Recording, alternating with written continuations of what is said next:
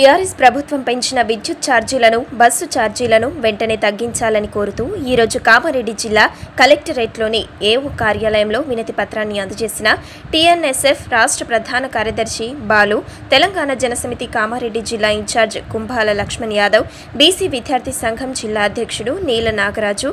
TRS ప్రభుత్వం విద్యార్థి ప్రజా వ్యతిరేక విధానాలను అనుసరిస్తోందని, రానున్న ఎన్నికల్లో టీఆర్ఎస్ పార్టీ ఓటమి తథ్యమని అన్నారు.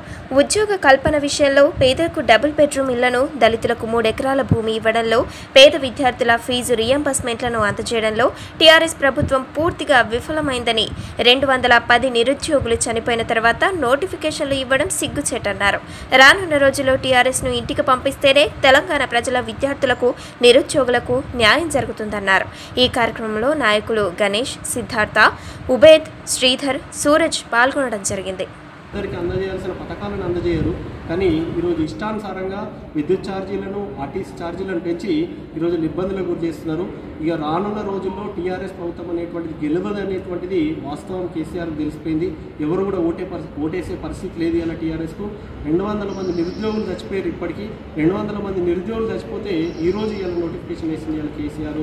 ఇలా కేసీఆర్ కుటుంబానికి ఒక న్యాయం, తెలంగాణ విద్యార్థులకు, నిరుద్యోగులకు ఒక న్యాయం. కాబట్టి రానున్న రోజుల్లో ప్రజలు ఒకటే ఆలోచించండి.